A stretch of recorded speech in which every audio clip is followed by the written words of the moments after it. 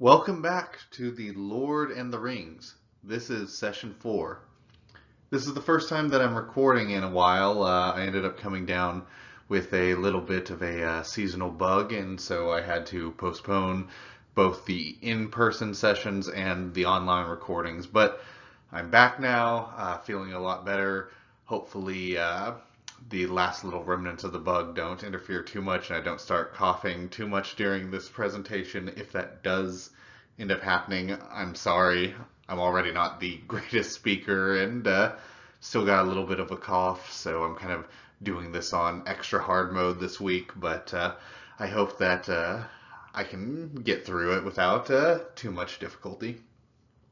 And so today I want to focus on one word in particular that J.R.R. Tolkien, the author of The Lord of the Rings, coined. And that word, you should be seeing it on your screen right now, is eucatastrophe.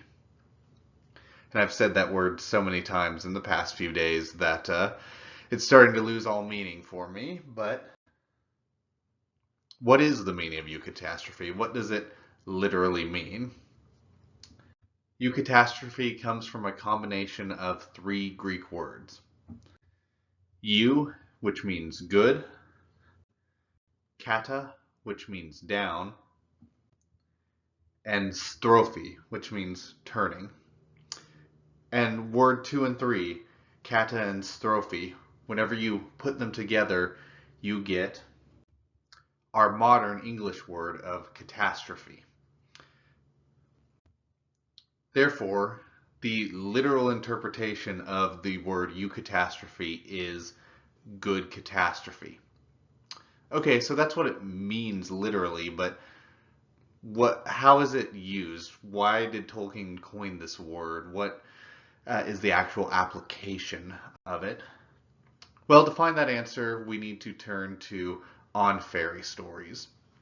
On Fairy Stories was an academic essay that Tolkien wrote and delivered in the late 30s, and that is where he coined the term eucatastrophe. Turning to On Fairy Stories, Tolkien writes, "At least I would say that tragedy is the true form of drama, its highest function. But the opposite is true of fairy story. Since we do not appear to possess a word that expresses this opposite, I will call it eucatastrophe. The eucatastrophic tale is the true form of fairy tale, and its highest function." Okay, so right off the bat we have that the eucatastrophe is the opposite of tragedy. But Tolkien goes on.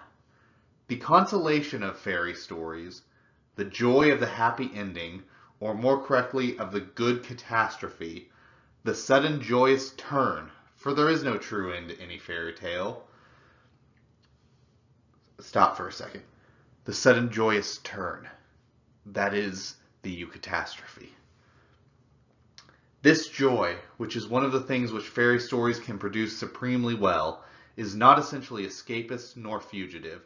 In its fairy tale or otherworld setting, it is a sudden and miraculous grace, never to be counted on to recur. It does not deny the existence of sorrow and failure. The possibility of these is necessary to the joy of deliverance. It denies, in the face of much evidence, if you will, universal final defeat. And in so far is evangelium. That's a fancy word that just means related to the Gospels. Giving a fleeting glimpse of joy, joy beyond the walls of the world, poignant as grief. So in a little while, I want to come back to the end of that paragraph and focus on the gospel connection and the joy beyond the walls of the world. But in this essay, Tolkien describes a eucatastrophe as a sudden joyous turn that is sudden and miraculous and is unlikely to recur again. Later, Tolkien would give basically the same definition or same explanation of eucatastrophe, but in slightly different words. This comes from a letter that Tolkien wrote to his son, and they were writing back and forth and exchanging news, and Tolkien was telling his son about the academic essay that he had written. And in this letter, Tolkien writes, "For on fairy stories I coined the word eucatastrophe, the sudden happy turn in a story which pierces you with a joy that brings tears, which I argued it is the highest function of fairy stories to produce." And then while I was doing research for this talk, I found a description that I really liked from Dr. Michael Stanton. Dr. Michael Stanton was a literary professor, and he described eucatastrophe in the following way. "In our modern usage, catastrophe has come to mean a large-scale calamity or horror. Hurricane Katrina comes to mind." This was said whenever Hurricane Katrina was a little bit more recent, but it is still a good example of a catastrophe. Hurricane Katrina comes to mind. Thus, Tolkien's word means almost the opposite, a large-scale turn toward the good from an originally dire situation. And then, whenever I was writing my own definition, I came up with the following. A eucatastrophe is the event or point in a story where a seemingly hopeless situation is suddenly and miraculously resolved or improved in a way that produces profound joy. Now, I've seen some people talking about and debating some of the words in this definition, like exactly how sudden or exactly how miraculous does it have to be a eucatastrophe? How unexpected does it need to be? Or how much joy does it need to produce to be considered a eucatastrophe? Some of those things are a little bit subjective. What's surprising and seems sudden and miraculous to one person might not seem that way to another person. One person might have extreme joy at a situation, another person might not feel much. So I've seen people debating this topic, and I think that debate kind of misses the point a little bit. I think it gets lost in the weeds a little bit. In The Two Towers, whenever Gandalf returns as Gandalf the White, he says, "We meet again at the turn of the tide. The great storm is coming, but the tide has turned." The eucatastrophe is the turning of the tide. It's the point when the tide turns, whenever a hopeless situation is suddenly made to be no longer hopeless, but instead is resolved in a way that brings joy, in a way that seemed impossible before, but now hope has been revived. And so I want to ask you kind of a question to kind of consider just for yourself briefly. In the live small group talk, we kind of had a little bit of a group discussion here, but obviously I can't do that. I'm not going to wait for people to comment on the video and then do a part 2 and stop here and wait for people to comment and then do a part 2 once I have comments. I'm just going to ask it for you to think about. What are some examples of eucatastrophe in popular culture? And I'm going to say for this one, outside of Tolkien's writings. Here are some that we came up with. My wife came up with at the end of Avengers Endgame, whenever Captain America is facing down Thanos and Thanos' army all alone, and he seems like he's going to have to face them all, and there's no way that he's going to be able to win. And then he gets a call from Falcon, and the portals open up, and all of Captain America's allies come out and join him for that big fight. The arrival of all of his allies was a eucatastrophe. It suddenly turned a hopeless situation into a joyous moment, into a big fanfare where you have the Avengers theme playing loudly as all these forces join the battle. One that I saw pop up a lot and that I think is a great example is in the original Star Wars movie. And I'll leave it to you to decide if by original I mean the first one that was made or the first one that was that occurs chronologically whenever you watch them in chronological order. It should be pretty obvious once I start talking, but whenever Luke is going to try to destroy the Death Star, and he's doing the trench run, which is one of my favorite scenes in cinema. I saw it whenever I was a child, and it stuck with me, and I love it. But at first, it seems like a hopeless situation. The Death Star is closing in on the Rebel base. It's only seconds away from firing and destroying the Rebel Alliance. Luke is trying to use his targeting computer, which a previous pilot used, and we've been shown is not accurate enough to actually allow Luke to hit the thermal port that he's going for on the Death Star. And to make matters worse, Darth Vader is closing in on Luke and is about to shoot him down.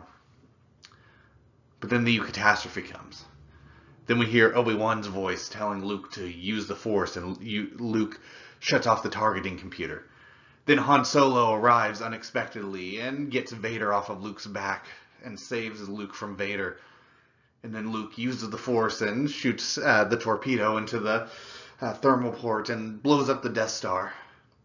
And suddenly what was supposed to be the end of the Rebel Alliance and the Empire's ultimate victory is turned around. Now it's the rebels, our heroes, who are celebrating. It's been turned into their first great victory. There was a eucatastrophe that occurred, a sudden joyous turn from darkness, from a dire situation, into hope and celebration. And then the next question I asked was, what are some examples of eucatastrophe in Tolkien's world? And there are quite a few of them. In fact, I would say there are many even just within the Lord of the Rings itself, without even diving into like the deep lore or the far-off backstory. And the list that I'm going to kind of go through in a minute is in no way comprehensive. These are just some of the highlights. So here are some examples that come to mind whenever I think of eucatastrophe in Tolkien's world. Yes, I'm going way back into the beginning of Middle-earth's history to start off with, but I'm only going to stay there for a little while before moving into the Lord of the Rings, so bear with me for a little while.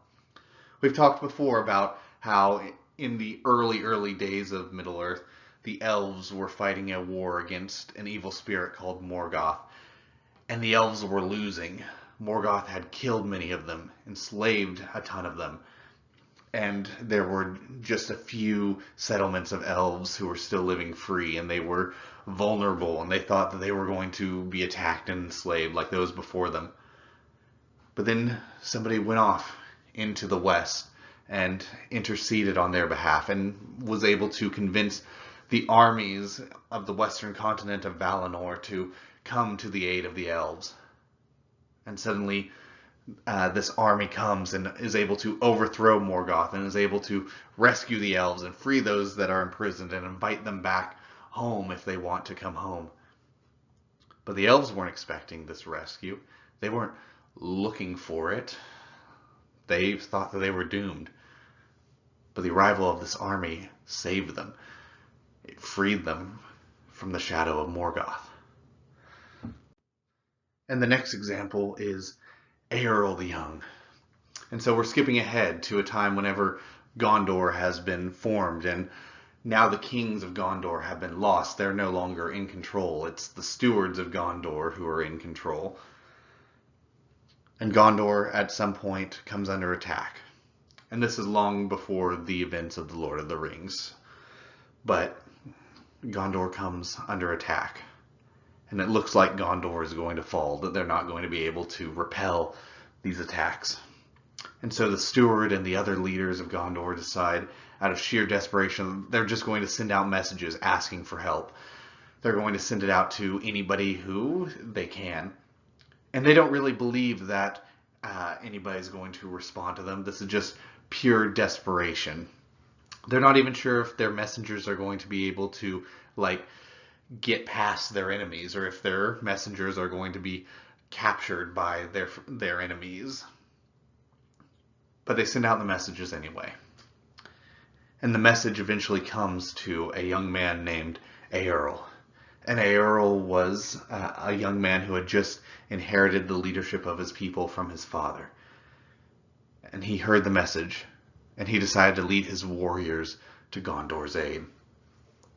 And Earl and his people lived far in the north, but they decide to go to Gondor to help Gondor. But they have a problem. Gondor is about to fall. They need to hurry and get there. They need to hurry if they want to save Gondor. But they also need to move stealthily. They don't want their enemies to see them moving, because if their enemies see their army moving, then they can ambush them, then they can intercept them, then they can stop them from being able to get to Gondor. So they have this need to move really quickly, but they also need to be really sneaky, and it's hard to be sneaky whenever you're moving really quickly, and so it seems like they have two mutually exclusive needs. They can either hurry, but they'll probably be seen and attacked before they can come to Gondor's aid, or they can be sneaky and sneak past their enemies. But if they do that, then it's going to take them longer to get to Gondor, and they're probably not going to get there in time. But they ride forth anyway. And then, as they're passing by the woods of Lothlorien, which is where Lady Galadriel lives, a fog comes out of the forest and covers the riders. And that fog allows Earl and his people to move quickly and undetected at the same time. They're able to go as fast as they can, but the fog keeps them hidden from their enemies. And so they are able to get to Gondor and help Gondor. And Gondor doesn't fall. And so then Gondor, as thanks and to honor Earl and his people, they offer them a big plot of land that Gondor technically owns but isn't really using. And they offer it to Earl. And Earl takes his people to this land, and they settle down, and they form the kingdom of Rohan.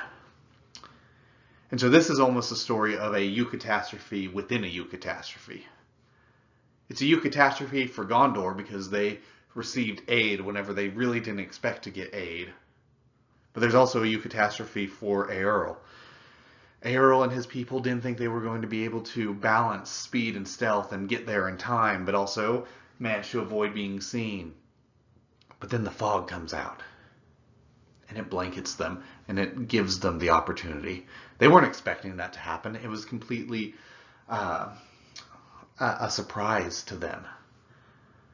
But it allowed them to succeed in their goals. It was a eucatastrophe that helped them. And then because they received a eucatastrophe, Earl and his people were able to be a eucatastrophe for Gondor and turn the tide of the war that Gondor was currently engaged in.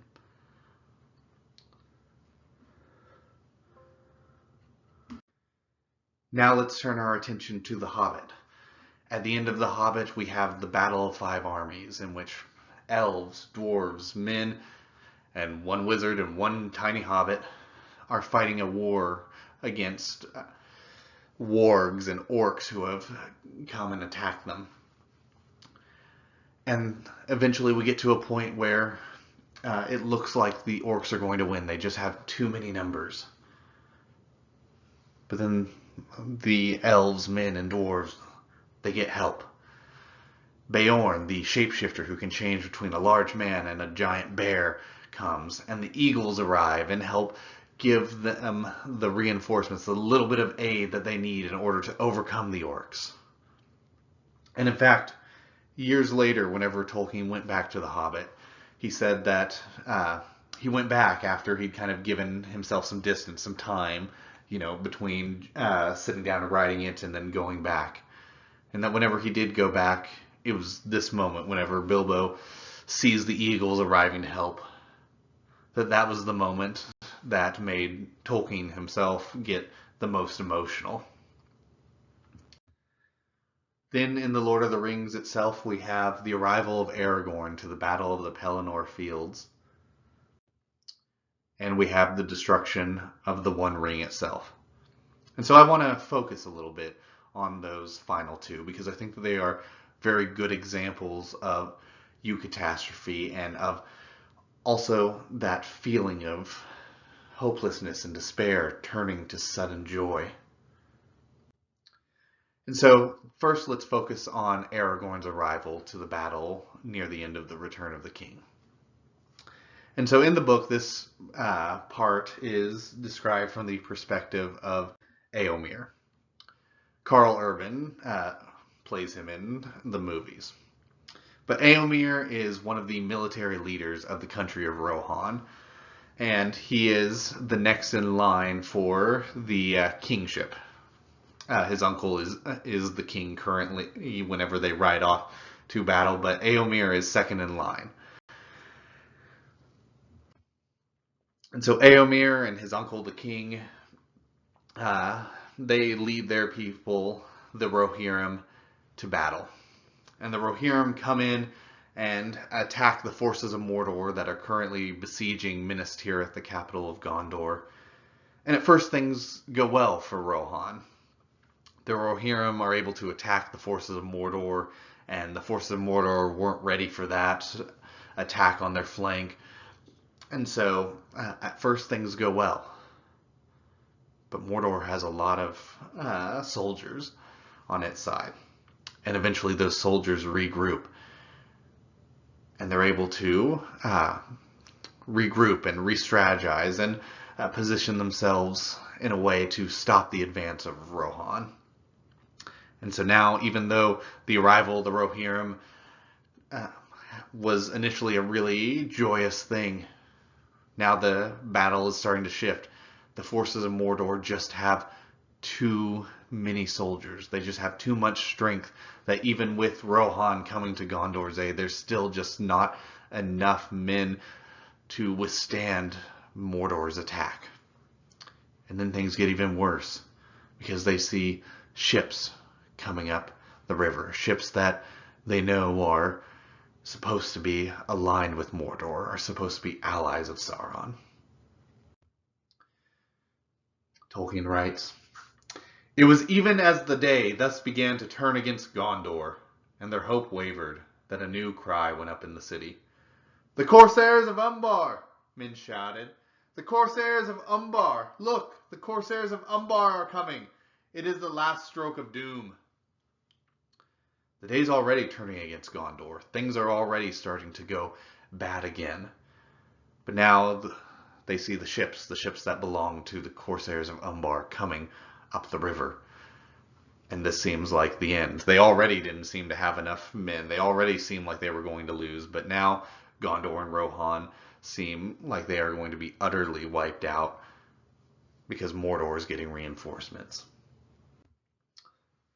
The Rohirrim indeed had no need of news or alarm. All too well they could see for themselves the black sails, for Éomer was now scarcely a mile from the docks, and a great press of his first foes was between him and the haven there, while new foes came swirling behind, cutting him off from Gondor's forces. Now he looked to the river, and hope died in his heart, and the wind that he had blessed he now called accursed. But the hosts of Mordor were enheartened, and filled with a new lust and fury, they came yelling to the onset. Stern now was Éomer's mood, and his mind clear again.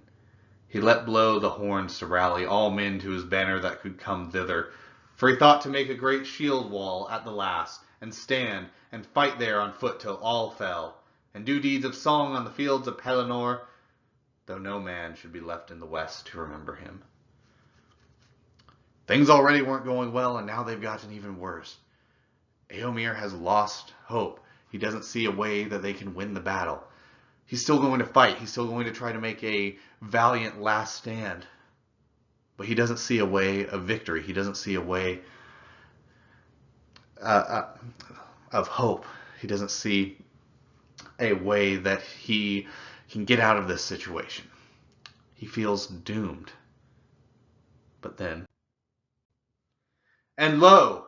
Even as Éomer laughed at despair, he looked out again on the black ships, and he lifted up his sword to defy them.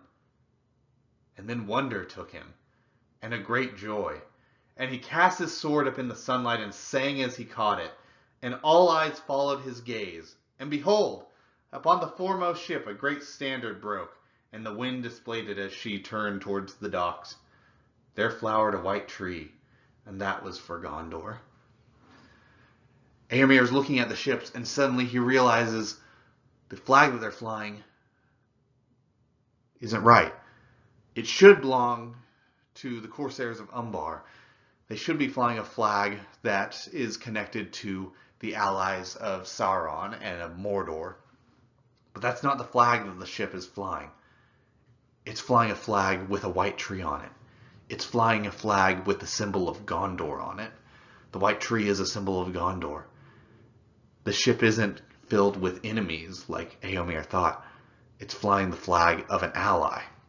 And it's not just flying the flag of Gondor, because the passage goes on. And that was for Gondor. But 7 stars were about it, and a high crown above it, the signs of Elendil that no lord had borne for years beyond count. The flag has the white tree, but it also has 7 stars and a crown. And those things don't just represent Gondor. They represent Gondor's king. They represent the king who is returning. And the stars flamed in the sunlight, for they were wrought of gems by Arwen, daughter of Elrond. And the crown was bright in the morning, for it was wrought of mithril and gold.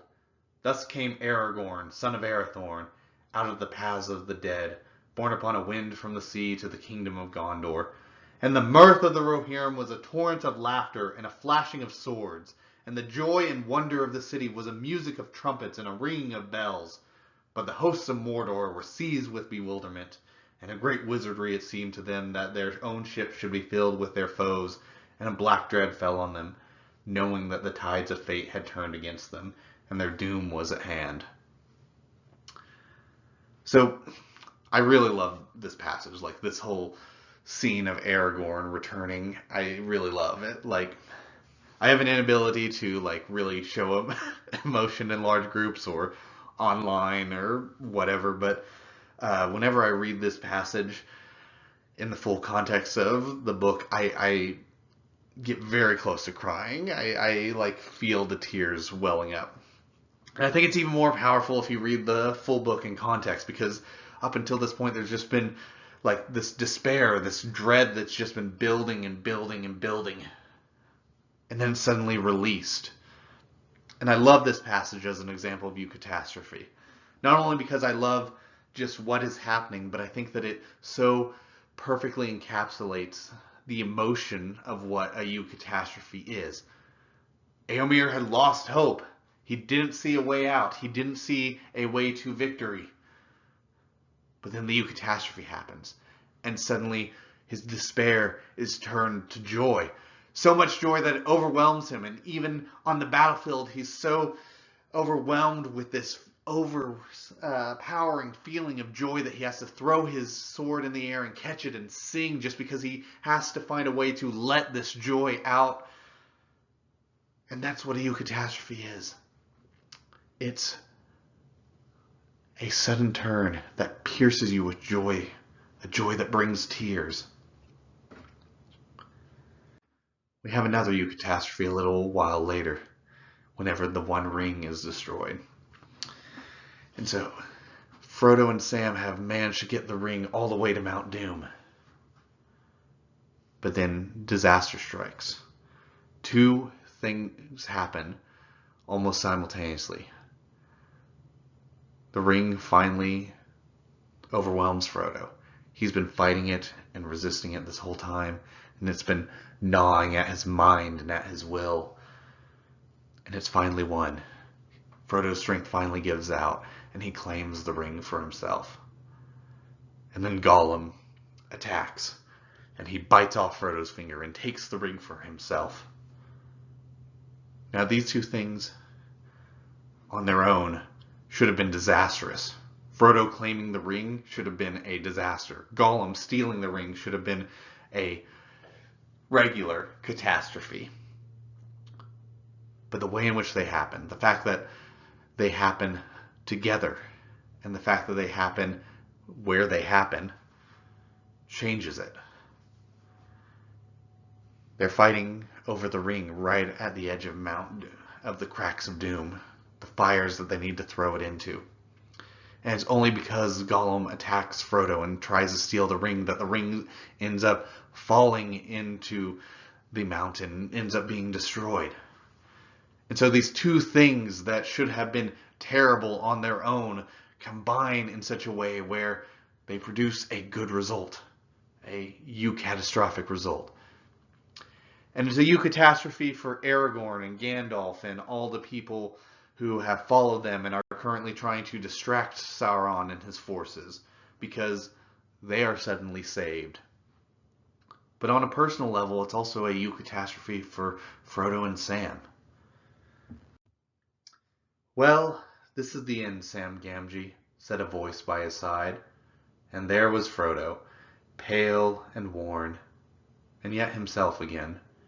And in his eyes there was peace now, neither strain of will, nor madness, nor any fear. His burden was taken away. There was the dear master of the sweet days of the Shire. "Master!" cried Sam, and fell upon his knees. In all that ruin of the world, for the moment he felt only joy, great joy. The burden was gone. His master had been saved. He was himself again. He was free. And then Sam caught sight of Frodo's maimed and bleeding hand. "Your poor hand," he said, "and I have nothing to bind it with, or comfort it. I would have spared Gollum a whole hand of mine rather, but he's gone now beyond recall, gone forever." "Yes," said Frodo, "but do you remember Gandalf's words? Even Gollum may have something yet to do." "But for him, Sam, I could not have destroyed the ring. The quest would have been in vain, even at the bitter end. So let us forgive him, for the quest is achieved, and now all is over. I am glad you are here with me, here at the end of all things, Sam." Of course, we know that this isn't the end for Sam and Frodo, that they are rescued. But this was a eucatastrophe. The seemingly disaster of Frodo claiming the ring and the seeming disaster of Gollum taking the ring for himself were turned from darkness into joy. Joy that, because Aragorn and Gandalf and all the others were saved, their armies were saved. But it also turns to joy for Frodo and Sam.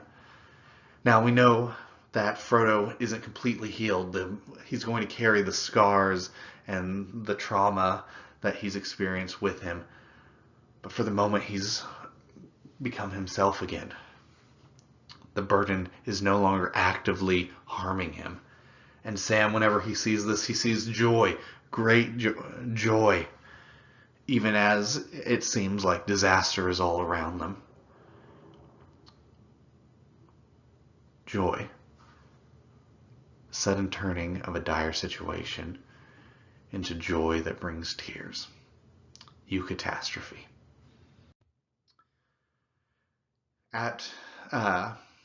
In the appendices, Tolkien kind of summarizes the events at the end of The Lord of the Rings in the following way. "Thus the years drew on to the War of the Ring, of which more is told elsewhere. How the means unforeseen was revealed whereby Sauron might be overthrown, and how hope beyond hope was fulfilled. And it came to pass that in the hour of defeat Aragorn came up from the sea and unfurled the standard of Arwen in the battle of the fields of Pelennor, and in that day he was first hailed as king. And at last, when all was done, he entered into the inheritance of his father and received the crown of Gondor and the scepter of Arnor. And at midsummer in the year of the fall of Sauron, he took the hand of Arwen Undomiel, and they were wedded in the city of kings. The third age ended thus in victory and hope. How hope beyond hope was fulfilled, ended thus in victory and hope." This is eucatastrophic language, language associated with a eucatastrophe. So last week, or I guess it was several weeks ago now, I talked about exile. And I kind of brought up a lot of examples of exiles in Tolkien's world, and then asked the question, why was the idea of exile something that was so important to Tolkien? Why was it on his mind? And now I want to do the same thing with eucatastrophe. Just like last time, I think there's kind of just the storytelling aspect, the less interesting, more obvious answer. It makes sense that a story becomes interesting whenever characters face overwhelming odds. That makes for good drama. That makes for an interesting tale. Stories wouldn't be interesting if characters could just overcome everything easily. And then if the story has a happy ending, there's this cathartic release of like, oh, the characters were facing these overwhelming odds, but they were able to overcome them, and that provides a cathartic release. So a eucatastrophe makes for an interesting story. That's one reason. But there's more to it than that. Going back to his essay, Tolkien writes, "The Gospels contain a fairy story, or a story of a larger kind which embraces all the essence of fairy stories. They contain many marvels, peculiarly artistic, beautiful, and moving, mythical in their perfect, self-contained significance. And among the marvels is the greatest and most complete conceivable eucatastrophe." So Tolkien is saying that the Gospels are like a fairy tale. Earlier, I read a passage where Tolkien said that eucatastrophe, the sudden turning from darkness to joy, was the highest function of a fairy tale, of a fairy story. The Gospels contain that. The Gospels fulfill that function. Tolkien goes on, "But this story has entered history and the primary world. The desire and aspiration of subcreation has been raised to the fulfillment of creation." Tolkien goes on to say that the Gospels are not just a fairy story, though. They're not just something that humans made up, a story that we just tell that's fictional. The Gospels contain a story that has a eucatastrophe. But this story was real. This story actually entered into history. Whenever God writes, it becomes real. God speaks and the world comes into being. God writes and history is formed. The birth of Christ is the eucatastrophe of man's history. The resurrection is the eucatastrophe of the story of the incarnation. This story begins and ends in joy. Christ is the eucatastrophe that the Gospels contain. And his story is not just a story. It's not just something that we tell to feel good. It entered into history. It was real. Tolkien says that the incarnation of Christ was the eucatastrophe of man's history, and that the resurrection was the eucatastrophe of the story of Christ's incarnation. Before Christ, we were in a hopeless situation. Humankind was lost in sin and darkness. We were exiles who had been cut off from our connection with God. Sin had tainted us and we had no hope. But then Christ came. Christ came and he turned that situation around. He turned our sin and our darkness into hope. He took our terrible situation and he died for us so that his blood could cover our sins, so that we could be joyously reunited with God. Christ was the eucatastrophe of man's history, the turn from sin and darkness into light and hope. It reminds me of the worship song that, don't worry, I'm not going to actually sing it, but that says, "One day when heaven was filled with his praises, one day when sin was as black as could be, Jesus came forth to be born of a virgin, dwelt among men, my example is he." When sin was as black as could be, when we were lost in darkness and depravity and sin, Christ came down to redeem us, to save us. So why was eucatastrophe so important to Tolkien? Well, Tolkien knew that no matter what he wrote, it would never be on the same level as the gospel. It would never be real in the same way that the gospels are real. It would never be as grand as that. But Tolkien felt profound joy from the knowledge that Christ had entered into history and had saved mankind from sin. And so it was important to Tolkien that whenever he was writing his own fairy stories, that he, on some level, tried to provide a little bit of a glimpse into the joy that comes from knowing Christ. The joy of a good fairy story, of seeing our characters overcome impossible odds and unexpectedly find hope and victory, is never going to be as great as the joy that we can know if we accept Christ, if we accept his sacrifice.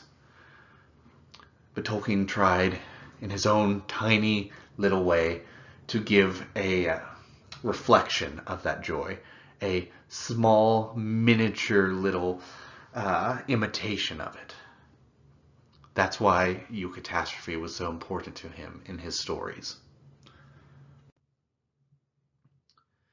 And so sometimes, whenever I'm putting together these sessions, I have a very specific Bible verse or passage in mind. But with this one, there are so many that I could have chosen. Because the fact that Christ is our hope, the fact that Christ saved us from our sin, from our dire situation that we could not save ourselves from, is the very foundation of our faith. But I really like what the New Living Translation says in Romans 5, 6, and 8, or 6 through 8. When we were utterly helpless, Christ came at just the right time and died for us sinners. Now, most people would not be willing to die for an upright person, though someone might perhaps be willing to die for a person who is especially good. But God showed his great love for us by sending Christ to die for us while we were still sinners. We were utterly helpless. We were sinners who were undeserving of salvation. But that didn't matter to Christ. He still provided a eucatastrophe. He still came and died and rose again in order to save us, in order to turn our situation where we were lost into a joyous one where we could know God again. For he has rescued us from the dominion of darkness and brought us into the kingdom of the Son he loves, in whom we have redemption, the forgiveness of sins. I pray that God, the source of hope, will fill you completely with joy and peace because you trust in him.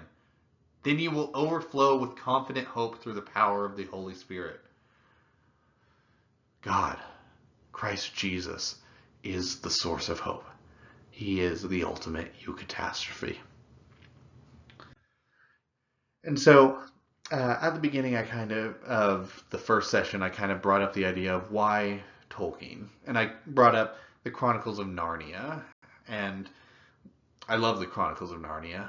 But the Chronicles of Narnia, whenever you read it, it's very clear that like Aslan represents Jesus, that there's a one-to-one comparison. Whereas in Tolkien's writings, it's often not quite as obvious. We've gone over some of the earlier history of Middle-earth, and in some of those stories we have descriptions of what God did in the story. Like we have God creating the world, turning the music into physical form, creating the world. We have other interactions of God directly in the story. But by the time we get to The Hobbit and The Lord of the Rings, we don't have that. We don't have a passage that's from God's perspective or that blatantly says, then God did this thing in this way. But here's the thing. God is still working in The Hobbit and The Lord of the Rings. It's more subtle. We don't get that explicit language like we do in Chronicles of Narnia. But God's still working. These great eucatastrophes that exist in the story, They exist because God is able to bring them about. He shows them, he shows the characters, he guides them, and it's through his influence that eucatastrophe is possible. And so I now want to bring up a book that I really like. It's called Exploring J.R.R. Tolkien's The Hobbit. And this book is written by Dr. Corey Olsen, who I am personally a really big fan of. I think he has really good insights into Tolkien, and he's also has, I believe, a PhD in medieval literature. And he's really familiar with a lot of the same stories and works that inspired Tolkien, and I think he has some really great insights. And honestly, I'm a little biased because I took some online courses with him where we dove into like some of the really obscure Tolkien lore and writings and some of the stuff that has inspired Tolkien. And so I'm a little bit biased, but one thing that I really like that he does in his book is he walks through The Hobbit and he points out just how often the story says something along the lines of Bilbo, our main character, our titular Hobbit, Bilbo was very lucky. Like, it's very common in The Hobbit. Like, you get it, almost every chapter, and you have at least one statement like, great luck was with Bilbo, or great fortune was with Bilbo, or Bilbo had great luck in this. And so time and again, Bilbo says that he's lucky, the narrator says that he's lucky as he gets out of life-threatening situations and as he goes on his adventure. And in this passage in which Bilbo is asked who he is, and he's trying to answer but also not really reveal any personal details about himself, Bilbo says, I am the friend of bears and the guest of eagles. I am ring winner and luck wearer. Luck wearer. Bilbo blatantly identifies luck as a key component of himself, a key factor on his journey. He's gotten out of life-threatening situation, things that should have ended his journey, stopped the adventure cold in its tracks. But he's gotten lucky, and he keeps escaping from these deadly experiences. The adventure keeps going on. And then the story is coming to its conclusion, and the dragon Smaug has been defeated, and the land where Smaug had been is now experiencing great prosperity and peace. And Gandalf and one of the dwarves that Bilbo traveled with have now come back to the Shire and are now visiting with Bilbo and are telling him about how things are going to the east where Smaug once was, and how people used to tell stories and sing songs imagining what the land would be like if Smaug were gone, and how they hoped and told stories imagining a peaceful, bright, prosperous future, and how now things are starting to come true. Those stories are starting to become a reality. And I really like what Dr. Corey Olsen writes about this section. Bilbo expresses some surprise when he hears that the old songs have turned out to be true after a fashion. In Gandalf's reply, the wizard finally addresses openly a truth that has been increasingly clear as we have studied Bilbo's story. You don't really suppose, do you, he asks, that all your adventures and escapes were managed by mere luck, just for your sole benefit? Gandalf confirms that what Bilbo and the narrator have been calling luck the whole time was more than simply chance. Bilbo's adventures have been managed by divine providence for a purpose far greater than the enrichment of one small hobbit. As we have seen, Bilbo was one of the chief instruments of providence in this story. But Bilbo's story has been thoroughly blended with the voices of many other instruments, contributing to a symphony whose score incorporates everything from the tea parties of the hobbits to the motions of the moon and stars. It's not luck. Gandalf says, You don't really think it was all just luck, do you? And his very next line uh, is, "You are a very fine person, Mr. Baggins, and I am very fond of you. But you are only quite a little person in a wide world, after all." The luck, air quotes, that Bilbo has been experiencing isn't luck. There's more to it than that, Gandalf is saying. There's something else at work. There's a bigger picture. It's not just you getting lucky. There was something else at work, and it was not just focused on you. It was focused on the bigger picture. It was focused on the wider world to bring about good for more people. God was at work. Bilbo wasn't getting lucky. There was something else acting on him. The will of God was on him. See, we don't have a passage where it says God did this for Bilbo. But at the end of the story, Gandalf reveals it's not luck. There was purpose behind it. And this idea of luck or chance seeming to be at play continues on into The Lord of the Rings. It seems to be at play, but it's more than just luck. It's more than just chance. The movies don't really go into this, but there were several different groups at Rivendell whenever the ring arrived at Rivendell. And each of these groups kind of had their own reason for being there. They weren't like gathered and invited on purpose. They were all just there. They all just seemed to be there randomly. But whenever Elrond opens the council where they're going to decide what exactly to do about the ring, Elrond says, "That is the purpose for which you are called hither. Called, I say, though I have not called you to me, strangers from distant lands. You have come and are here met, in this very nick of time, by chance, as it may seem. Yet it is not so. Believe rather that it is so ordered that we, who sit here, and none others, must now find counsel for the peril of the world." Elrond says, hey, it may seem like just pure chance, pure luck that you're all here, but you're not. Something was orchestrating all of you being here. You were all meant to be here.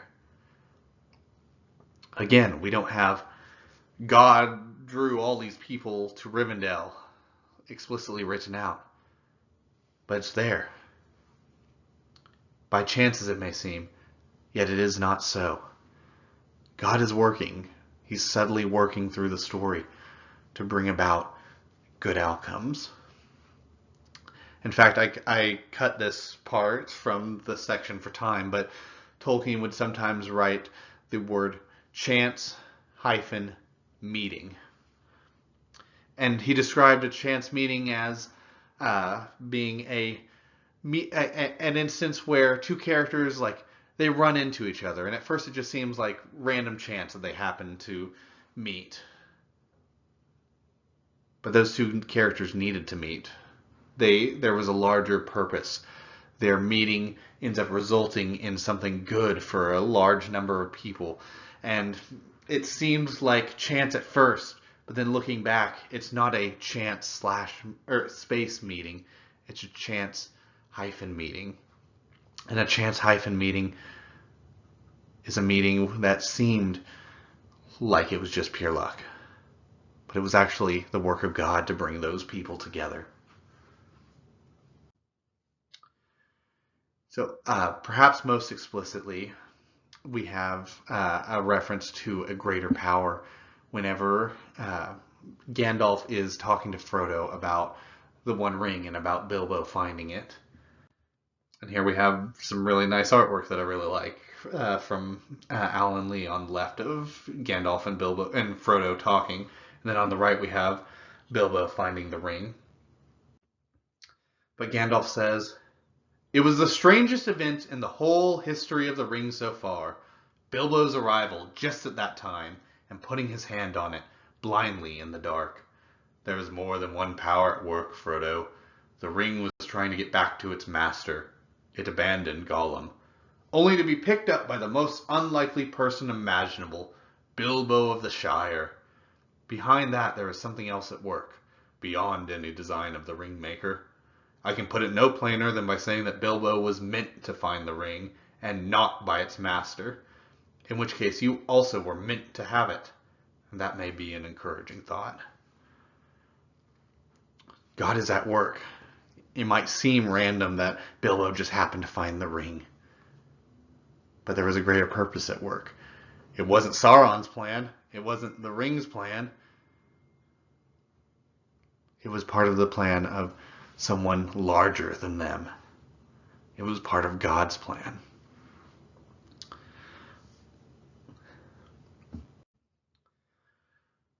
So I rewrote the ending to this lesson a couple of times.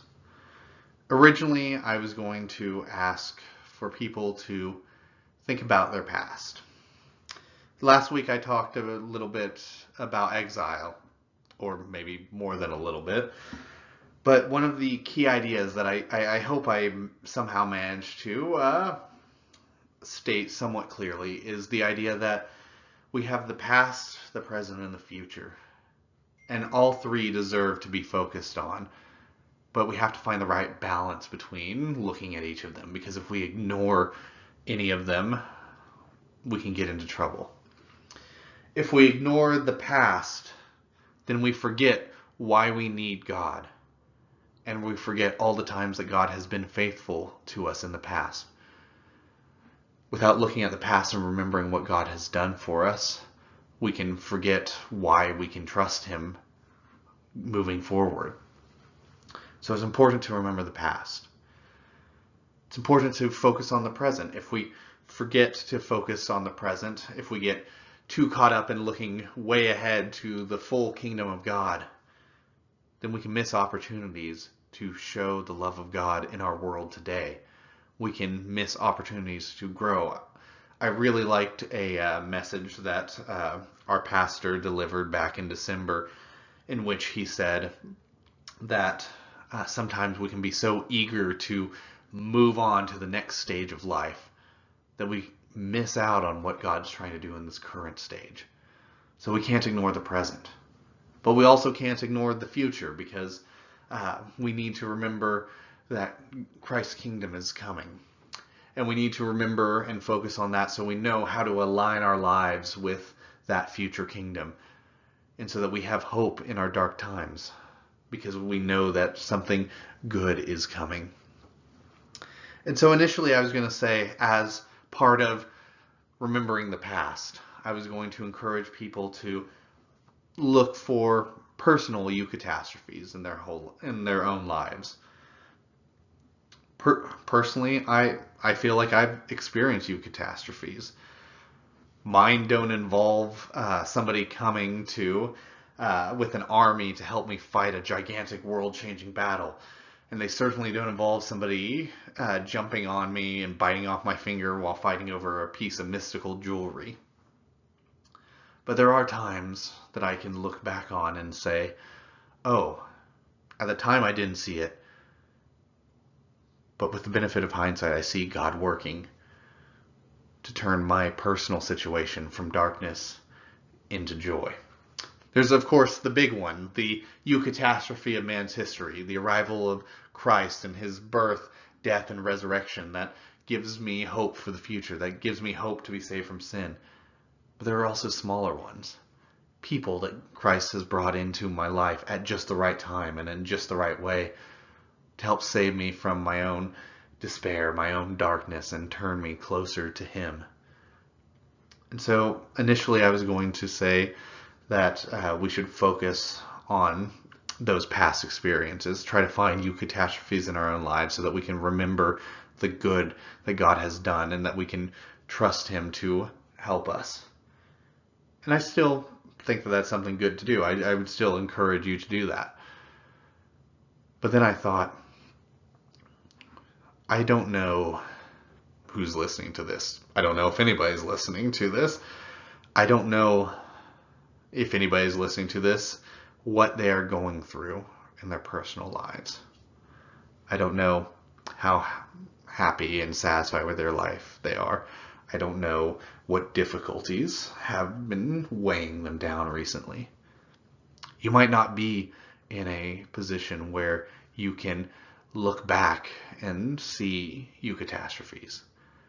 Right now, you may be in a position where you're currently surrounded by darkness, by despair, by hopelessness.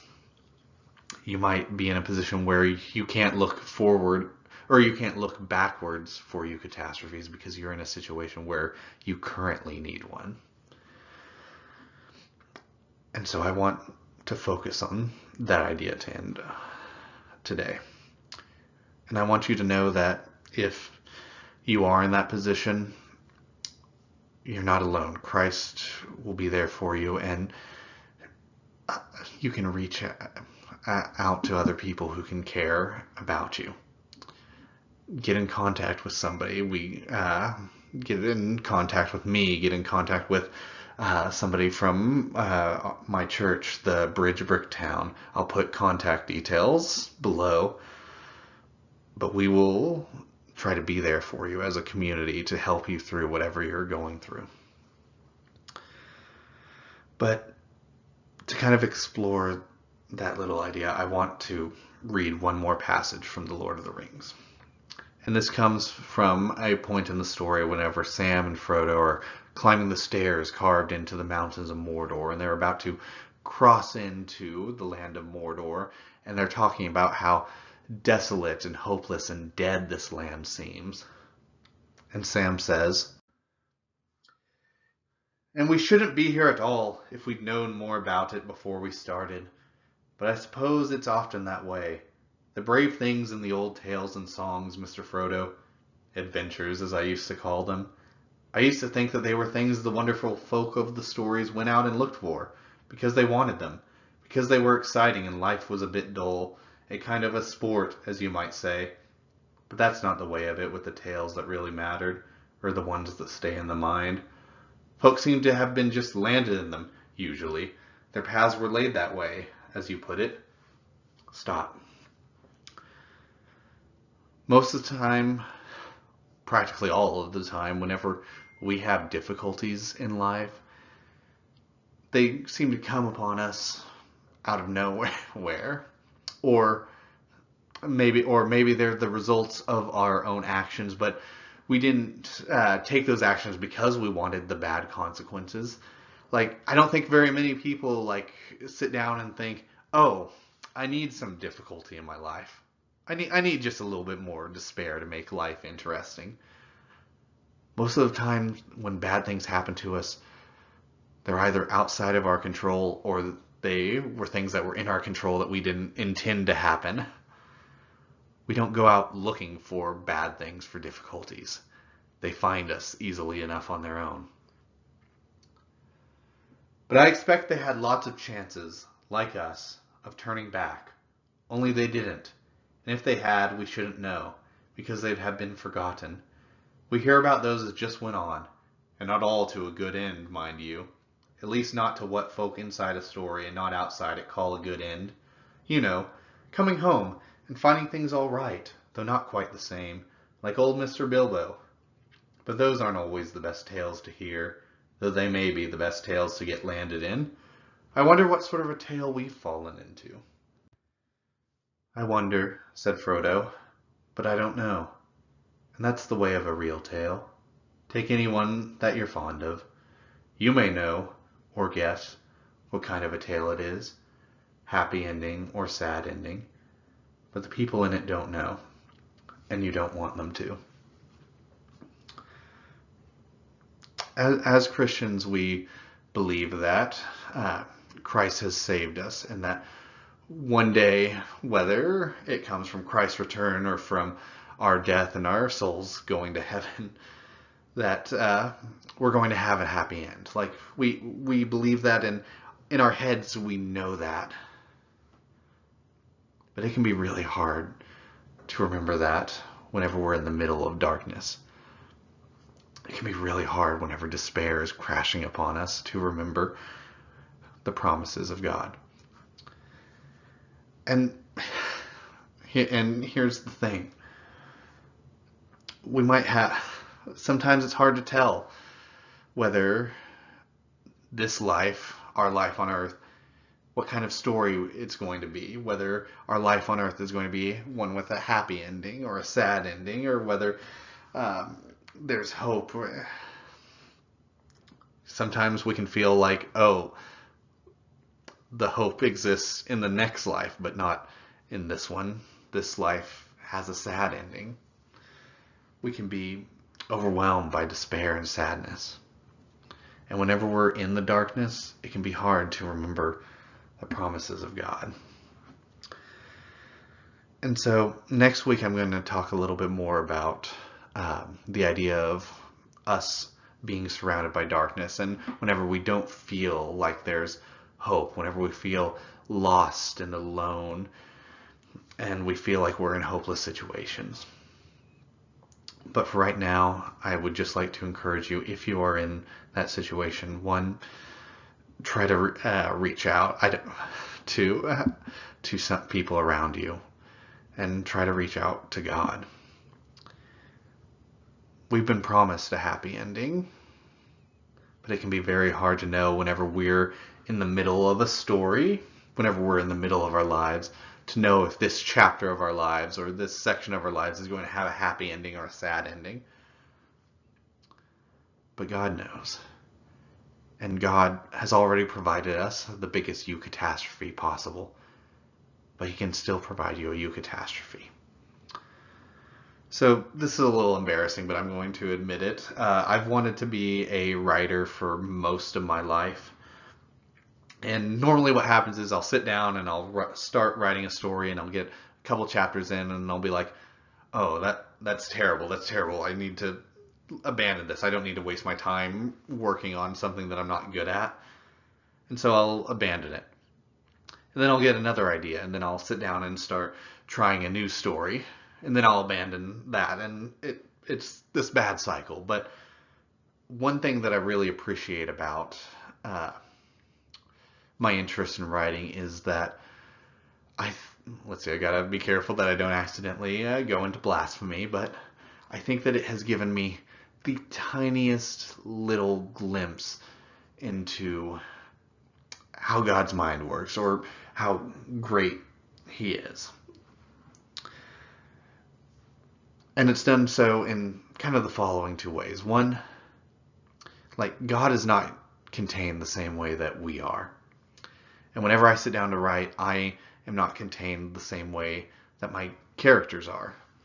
Like, my characters have to start in chapter 1 and then go to chapter 2, chapter 3, chapter 4, and so on. But I don't. I can write chapter 1 and then skip ahead to chapter 40 and then go back to chapter 15 and then go back and edit chapter 1 because now chapter 1 doesn't make any sense because of what I wrote in chapter 15 or whatever. But I'm not contained in the same way that the characters are.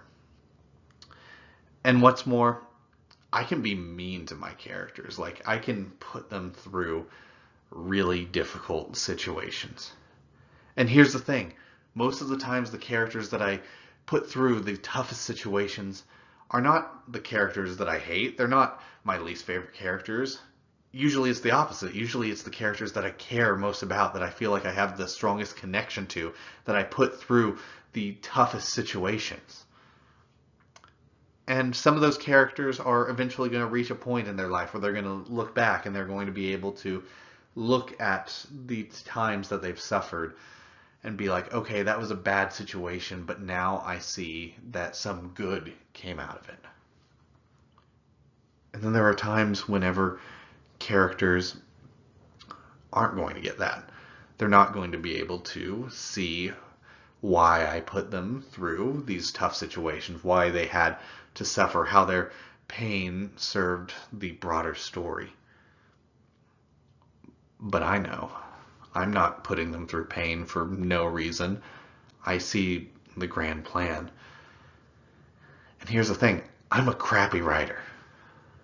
So if that's how I handle things, if that's how I can see things, then how much greater is the story that God writes?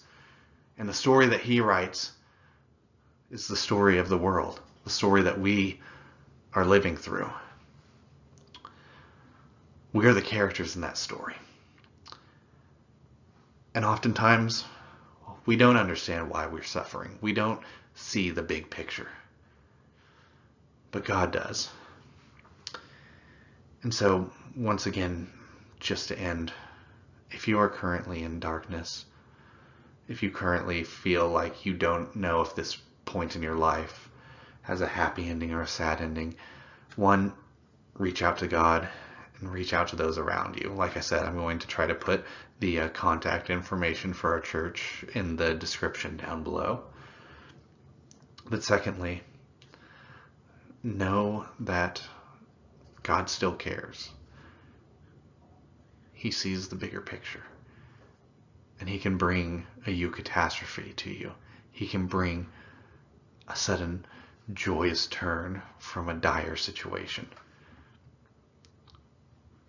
He's already done that for us. He's already provided his Son, Jesus Christ, to cover our sins. And now he is walking with us through this life. So no situation, no matter how grim, no matter how dire, no matter how many foes seem to surround you, there's no situation that is too large, too unconquerable for God to take it and turn it to joy. Thank you for listening. I will be praying for all of you. I really appreciate your time. Thank you.